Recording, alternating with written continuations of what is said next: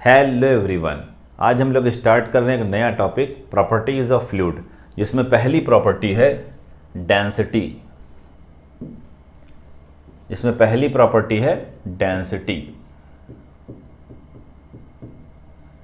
जिसे हम लोग मास डेंसिटी भी कहते हैं और mass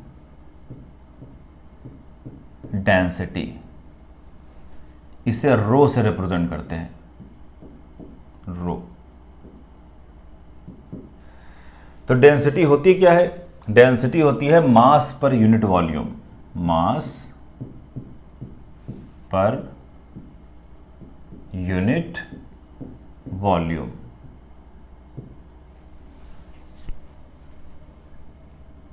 density is equal to mass upon volume. तो हम लोग इसको ऐसे भी लिखते हैं, rho is equal to M by V. अब इसकी यूनिट देख लेते हैं क्या होती है। SI unit, international system of unit. तो मास को हम लोग केजी में लेते हैं एसआई यूनिट में, और वॉल्यूम को मीटर क्यूब में। तो डेंसिटी की हमारी एसआई यूनिट होती है केजी पर मीटर क्यूब। इसी तरीके से एक यूनिट होती है CGS unit, centimetre gram second. इसमें हम लोग लेंथ को सेंटीमीटर में, मास को ग्राम में और टाइम को सेकंड में लेते हैं। तो अब देखते हैं डेंसिटी की यूनिट क्या होगी। मास, इस बार मास क्या लेना है? ग्राम में, और वॉल्यूम को सेंटीमीटर क्यूब में। तो सीजीएस यूनिट इसकी क्या हो जाएगी? ग्राम पर सेंटीमीटर क्यूब। तो एसआई और सीजीएस दोनों यूनिट काफ़ी इस्तेमाल की जाती हैं। अब क्वेश्चन ये उठता है कि डेंसिटी हमें क्या इन्फॉर्मेशन देती है। तो डेंसिटी से हमें ये पता चलता है कि कोई भी पार्टिकुलर सब्सटेंस या पार्टिकुलर फ्लूइड किसी गिवन वॉल्यूम में किस अमाउंट में एग्जिस्ट कर रहा है। तो हम लोग डेंसिटी को थोड़ा और एक एग्जाम्पल के जरिए समझते हैं।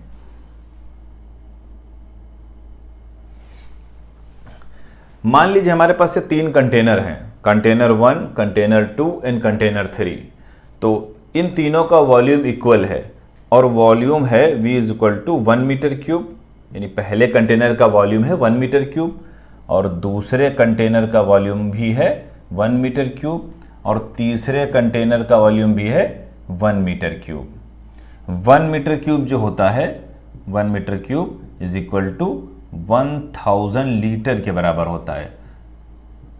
हमें असल में लीटर में चीज़ें ज़्यादा समझ में आती हैं, क्योंकि हम डे बाय डे लाइफ में लीटर में लिक्विड को मीज़र करते रहते हैं। तो 1 मीटर क्यूब कितना होता है? 1000 लीटर। और 1000 लीटर मतलब जो आपके घर के छत के ऊपर पानी की टंकी रखी हुई होती है, तो उसका वॉल्यूम होता है 1000 लीटर जनरल केस में, जो कि 1 मीटर क्यूब के बराबर होता है। तो इन तीनों कंटेनर को हमने क्या किया है? डिफरेंट डिफरेंट लिक्विड से फिल किया है। तो पहले वाले कंटेनर को हमने फिल किया है वाटर से, कंप्लीटली फिल किया है। जो इसका वॉल्यूम है 1 मीटर क्यूब, इसमें कंप्लीटली वाटर फिल कर दिया है, ठीक है। और दूसरे वाले में मरकरी फिल किया है, और तीसरे वाले में पेट्रोल फिल किया है, ठीक है। तीनों कंप्लीटली फिल हैं, तीनों सेम वॉल्यूम है, बस जो लिक्विड यूज हुए हैं, मतलब जो फ्लूइड यूज हुए हैं, वो अलग अलग हैं। तो अब जो वाटर है उसका जब हम मास देख रहे हैं इस पार्टिकुलर वॉल्यूम में जो हमने फिल किया है, तो इसका मास हमको मिल रहा है 1000 kg।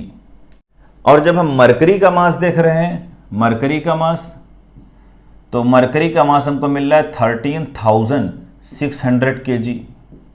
तो मास वाटर के लिए हम लोग यहाँ पर लिखे दे रहे हैं MW, मतलब मास ऑफ वाटर। तो मरकरी के लिए हम लोग क्या यूज़ करते हैं? Hg, तो हम लोग MHg लिखे दे रहे हैं।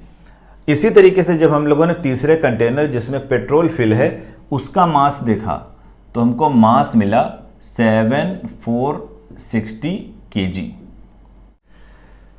वॉल्यूम सेम है, फ्लूइड अलग अलग है, कंप्लीटली फिल है, मास कंपेयर करने पे हमको अलग अलग मिल रहे हैं।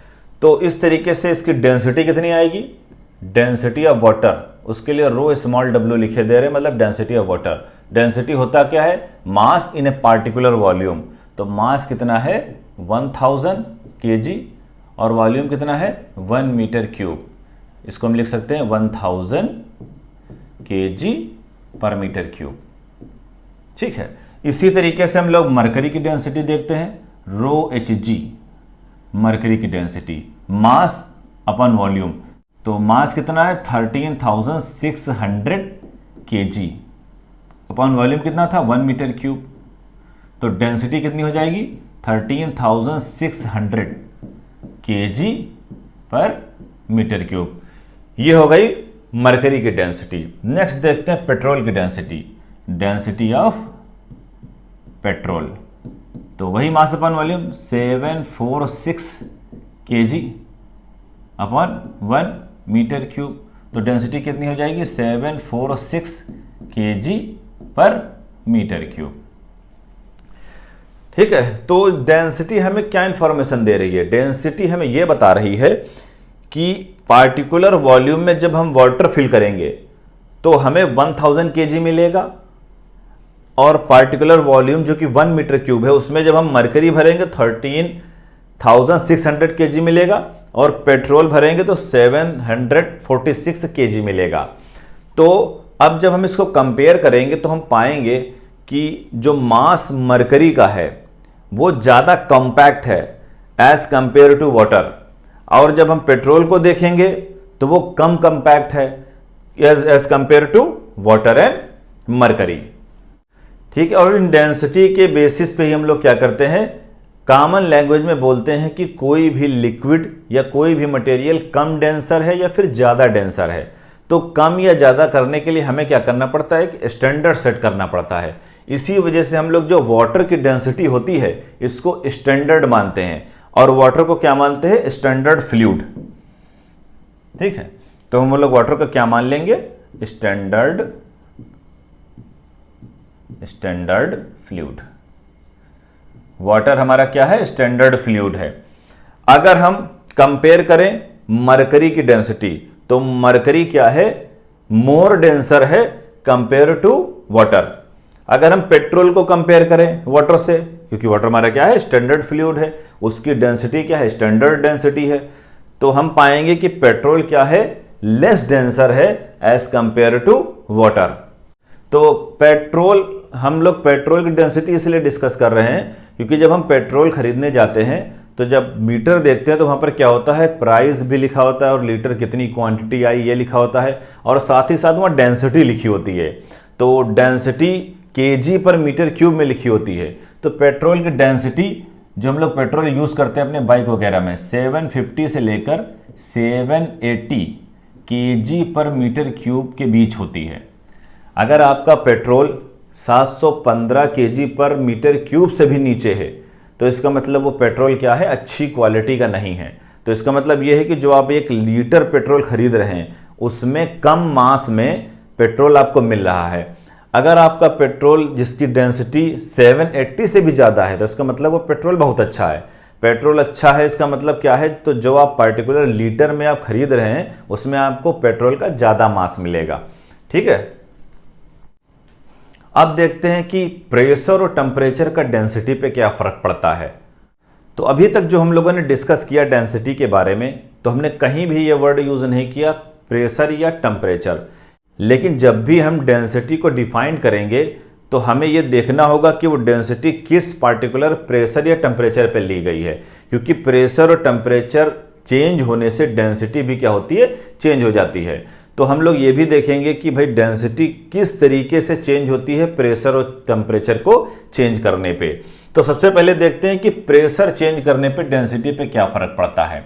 तो हम एक कंटेनर ले रहे हैं और इस कंटेनर का वॉल्यूम पहले की तरह क्या है, 1 मीटर क्यूब है, और इसमें क्या हमने भर रखा है, वाटर भर रखा है। ठीक है, और वाटर का मास कितना होगा, वाटर का मास होगा 1000 kg। हमें पता है कि वाटर क्या है, H2O मॉलिक्यूल से मिलके बना है। तो ये मॉलिक्यूल क्या होते हैं, इस तरीके से रहते हैं, और मॉलिक्यूल के बीच क्या रहती है, स्पेसिंग रहती है, स्पेस रहता है। तो जैसे ही क्या करेंगे, हम लोग प्रेशर बढ़ाएंगे इस तरीके से, तो हम लोग जब प्रेशर बढ़ाएंगे इस तरीके से तो ये क्या होगा, ये जो अंदर वाटर भरा हुआ है, लिक्विड भरा हुआ है, वो क्या करेगा, कंप्रेस हो जाएगा और जो मॉलिक्यूल है वो क्या करेंगे, पास पास आ जाएंगे, इनके बीच की स्पेसिंग कम हो जाएगी। तो ये देख रहे हैं कि ऊपर की जगह क्या बचेगी, सेम वॉल्यूम में ऊपर की जगह खाली हो जाएगी। तो जगह थोड़ी खाली हो जाएगी तो हम लोग इसमें क्या कर सकते हैं, और वाटर फिल कर सकते हैं। तो जब और वाटर फिल करेंगे तो मास बढ़ जाएगा, मास बढ़ने से क्या होगा, डेंसिटी बढ़ जाएगी। तो जब कभी भी हम प्रेशर बढ़ाएंगे, प्रेशर इंक्रीज करेंगे, तो उसके साथ ही साथ डेंसिटी भी क्या करेगी, इंक्रीज कर जाएगी। और जब आप प्रेशर घटाएंगे, तो जब प्रेशर घटा देंगे तो मॉलिक्यूल क्या करेंगे, और फैल जाएंगे, उनके बीच की स्पेसिंग और बढ़ जाएगी। तो प्रेशर क्या करेगा, कम हो जाएगा और डेंसिटी भी क्या करेगी, कम हो जाएगी। इसी तरीके से हम लोग क्या करते हैं, टेम्परेचर का इफेक्ट देखते हैं कि टेम्परेचर किस तरीके से डेंसिटी को इफेक्ट करता है। ये सेम कंटेनर ले लें हम लोग, ठीक है। अब क्या करें, इसको हीट अप करें। मान ले पहले कंप्लीटली फिल है, इसको क्या करें, हीट अप करें। जब आप हीट करेंगे तो हमें ऑलरेडी पता है कि ये जो कंटेनर है इसमें क्या है, H2O मॉलिक्यूल है। जब आप हीट करेंगे तो इन मॉलिक्यूल्स के बीच की स्पेसिंग बढ़ जाएगा, स्पेस बढ़ जाएगा, और ये मॉलिक्यूल क्या करेंगे, और दाएं बाएं भागेंगे, एक्सपेंड करेंगे।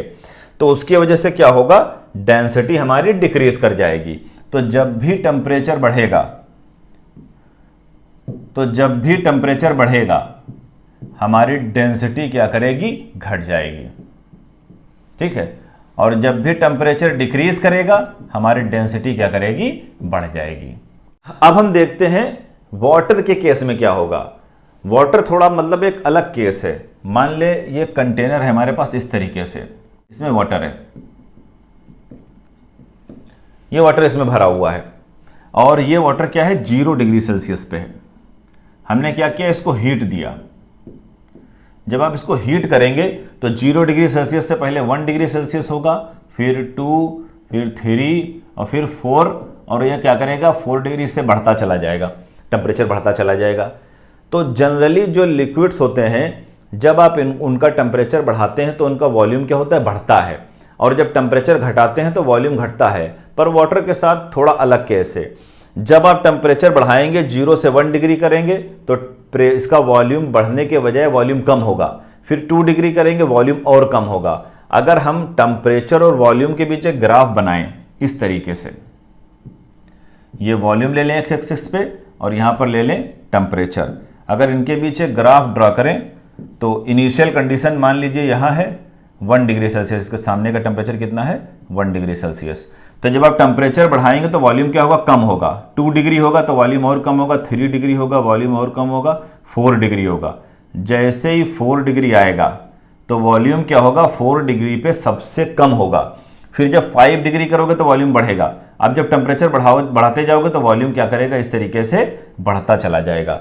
तो पहले कम होगा, 4 डिग्री सेल्सियस पे मिनिमम होगा तो बढ़ता चला जाएगा। उसके बाद हमें पता है कि डेंसिटी क्या होती है, मास अपॉन वॉल्यूम, ठीक है। तो वॉल्यूम क्या होगा, जब वॉल्यूम मिनिमम होगा तो डेंसिटी क्या होगी, मैक्सिमम होगी। तो 4 डिग्री सेल्सियस पे क्या होता है, डेंसिटी मैक्सिमम होती है। अगर हम जब कभी लिखा देखें कि डेंसिटी ऑफ वाटर रो बराबर 1000 kg पर मीटर क्यूब है, तो इसका मतलब यह है कि ये डेंसिटी वाटर की 4 डिग्री सेल्सियस पे है, लिखा हो या ना लिखा हो। क्योंकि हम लोग जो 1000 kg पर मीटर क्यूब लेते हैं वो असल में 4 डिग्री सेल्सियस पे डेंसिटी होती है, और ये वाटर की मैक्सिमम डेंसिटी होती है। नेक्स्ट प्रॉपर्टी देखते हैं, स्पेसिफिक वॉल्यूम। नेक्स्ट है हमारा स्पेसिफिक वॉल्यूम। इसे हम लोग स्मॉल v से रिप्रेजेंट करते हैं। स्पेसिफिक वॉल्यूम होता है volume occupied by 1 kg mass और वॉल्यूम पर यूनिट मास। तो स्मॉल v क्या हो जाएगा, वॉल्यूम अपॉन मास। इसको हम लोग क्या लिखते हैं, कैपिटल V बाई M। अगर हम V को नीचे ले आए तो हमें क्या दिखेगा, इस तरीके से दिखेगा 1 अपॉन M अपॉन V। और जब हम इस पे नज़र डालेंगे तो हमें पता है कि मास अपॉन वॉल्यूम जो होता है वो डेंसिटी होती है। तो स्पेसिफिक वॉल्यूम क्या होता है, 1 अपॉन रो। हम यहाँ से इसकी यूनिट भी देख सकते हैं, वॉल्यूम को क्या लेते हैं मीटर क्यूब में और मास को क्या लेते हैं केजी में। तो इसकी एसआई यूनिट क्या है, मीटर क्यूब पर केजी। और स्पेसिफिक वॉल्यूम क्या है, इनवर्सली प्रोपोर्शनल टू डेंसिटी है। इसका मतलब जिसकी डेंसिटी ज़्यादा होगी उसका स्पेसिफिक वॉल्यूम क्या होगा, कम होगा। तो इस बात को हम एक छोटे से एग्जाम्पल के जरिए देखते हैं।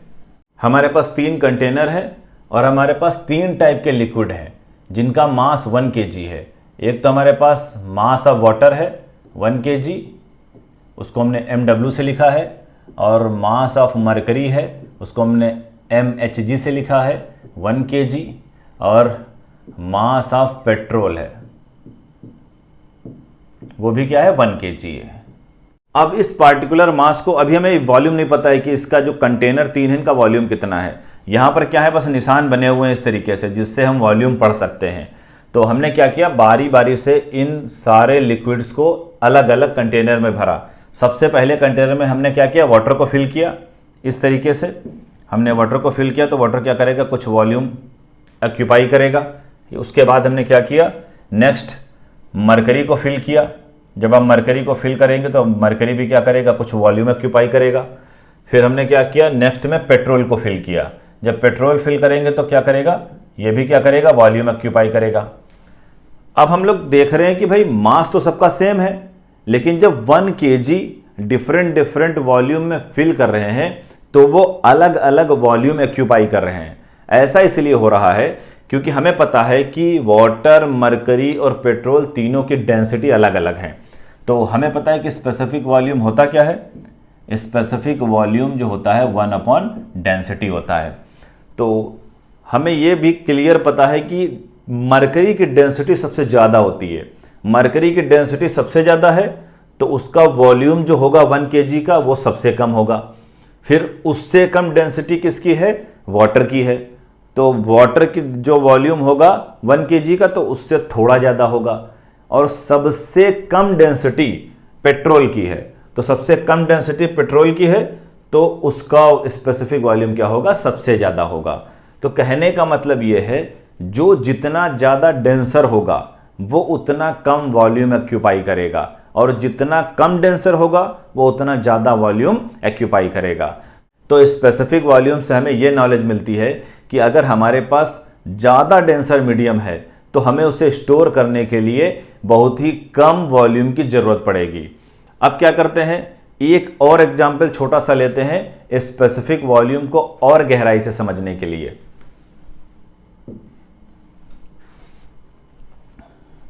मान लीजिए हमारे पास एक कंटेनर है ये, ठीक है, इसमें वाटर फिल है, पूरी तरीके से वाटर फिल है।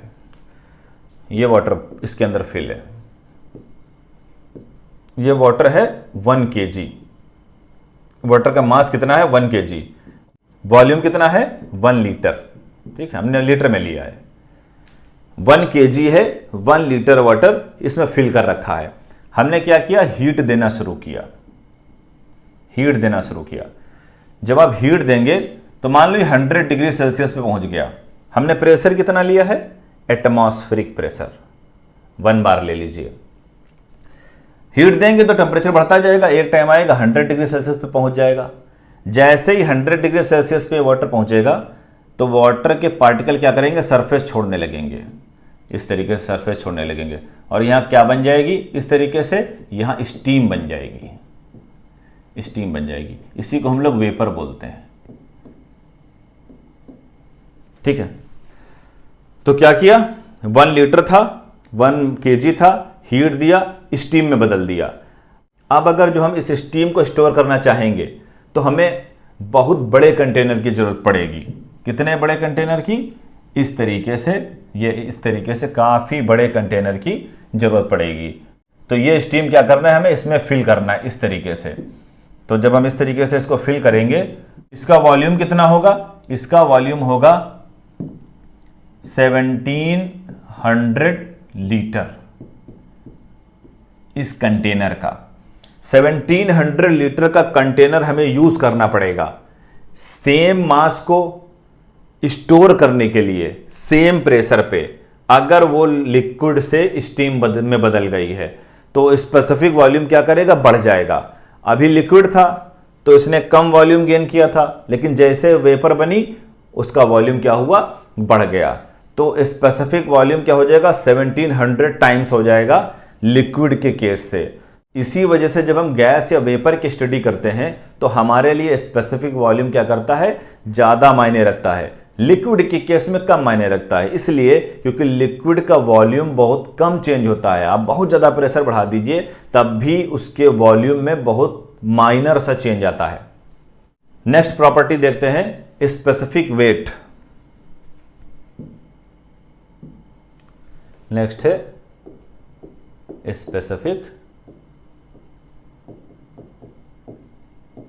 Specific wait.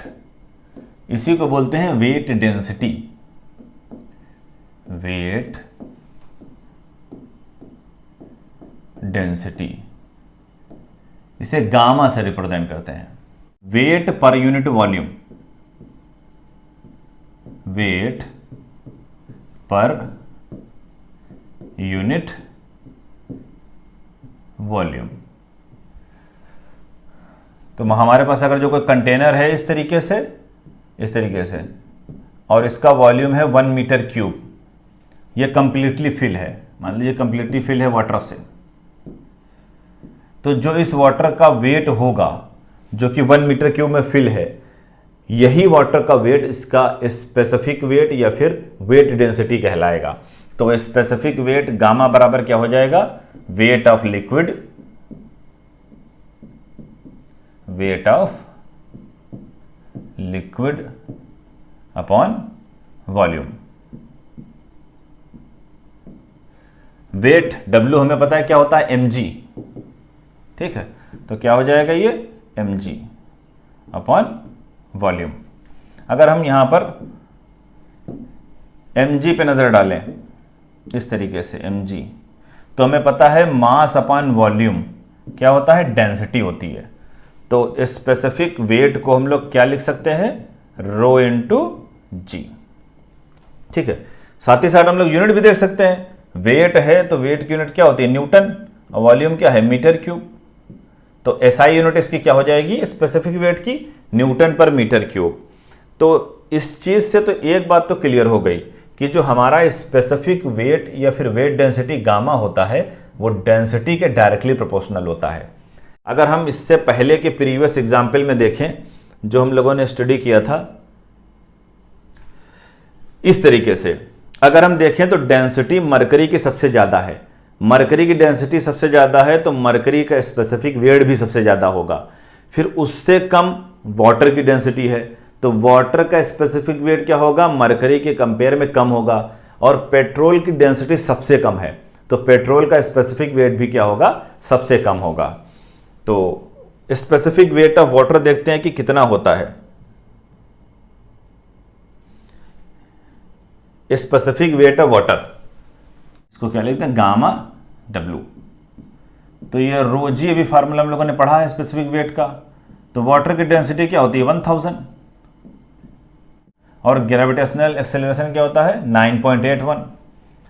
तो इसको क्या लिख सकते हैं, यूनिट क्या है, न्यूटन पर मीटर क्यूब। तो 9.81 लिख दें। और ये जो हमारा 1000 दिख रहा है, 1000 को क्या लिख दें, किलो। तो ये क्या हो जाएगा, kilo newton per metre cube. Specific weight of water. तो स्पेसिफिक वेट ऑफ वाटर क्या होना चाहिए, हमें याद होना चाहिए। स्पेसिफिक वेट ऑफ वाटर की वैल्यू कितनी होती है, gamma W = 9.81 kilo newton per metre cube. और हमने बताया ना कि जब स्पेसिफिक वेट की हम बात कर रहे हैं कि gamma W = 9.81 kilo newton per metre cube, तो इसका मतलब ये बात एक स्पेसिफिक प्रेशर और टेम्परेचर पे हो रही होगी। तो हम लोग स्पेसिफिक वेट को भी एक स्पेसिफिक प्रेशर और टेम्परेचर पे डिफाइन करते हैं। जनरली बुक्स में लिखा होता है STP, standard temperature and pressure. Standard temperature और प्रेशर होता कितना है? टेम्परेचर स्टैंडर्ड जो होता है वो 0 डिग्री सेल्सियस लिया जाता है और जो प्रेशर होता है वो 1 बार लिया जाता है, ठीक है। लेकिन हम लोग वाटर को कितने पे लेते हैं? 4 डिग्री सेल्सियस पे, ठीक है। 4 डिग्री सेल्सियस पे इसलिए लेते हैं क्योंकि इससे पहले हम डिस्कस कर चुके हैं 4 डिग्री सेल्सियस पे वाटर की जो डेंसिटी होती है वो मैक्सिमम होती है। नेक्स्ट प्रॉपर्टी देखते हैं, स्पेसिफिक ग्रेविटी। स्पेसिफिक ग्रेविटी, इसी को हम लोग रिलेटिव डेंसिटी भी बोलते हैं। रिलेटिव डेंसिटी, इसको S से रिप्रेजेंट करते हैं। नाम से ही लग रहा है रिलेटिव डेंसिटी, मतलब डेंसिटी का कंपेयर किया जाता है, डेंसिटी का या फिर स्पेसिफिक वेट का। एक स्टैंडर्ड फ्लूइड के साथ किसी भी गिवन लिक्विड के स्पेसिफिक वेट या डेंसिटी को हम लोग क्या कर सकते हैं? कंपेयर करते हैं। तो स्पेसिफिक ग्रेविटी S बराबर होती क्या है? Specific weight of liquid, specific weight of liquid upon specific weight of standard fluid. Specific weight of standard fluid.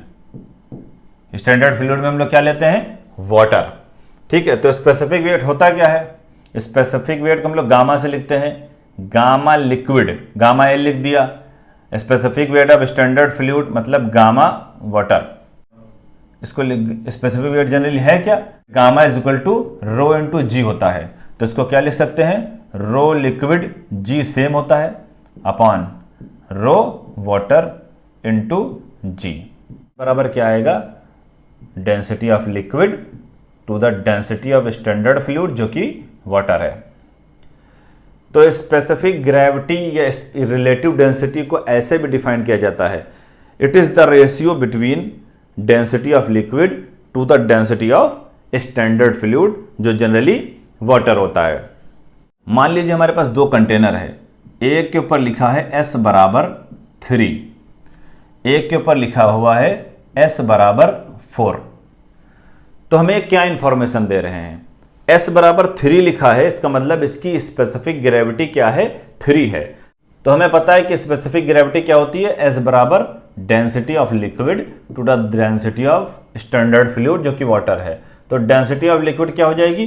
S into density of water. अगर सिर्फ उस पे S इज इक्वल टू 3 लिख रहा है तो हमें समझ जाना चाहिए कि इसकी डेंसिटी क्या है?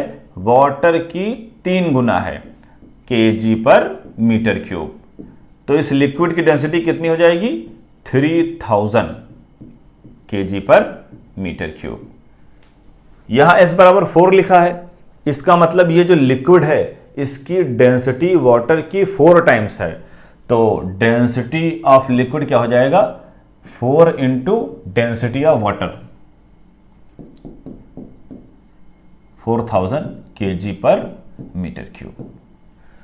तो हमें सिर्फ स्पेसिफिक ग्रेविटी पता चल जाए तो हमें यह पता चल जाएगा कि वो वाटर से कितने टाइम्स डेंसर है या फिर वो कितने टाइम्स रेयरर है। बात क्लियर है? तो ये क्या करता है? ये स्पेसिफिक ग्रेविटी हमें एक तरीका बताता है 2 लिक्विड्स के बीच की डेंसिटी को कंपेयर करने में। अगर आप एक लिक्विड स्टैंडर्ड फ्लूइड ले रहे हैं यानी वाटर ले रहे हैं तो उससे हम किसी भी गिवन लिक्विड की डेंसिटी को या स्पेसिफिक वेट को कंपेयर कर सकते हैं। तो यहां हमारा लेक्चर कंप्लीट हुआ। नेक्स्ट लेक्चर में मिलते हैं। Thanks for watching.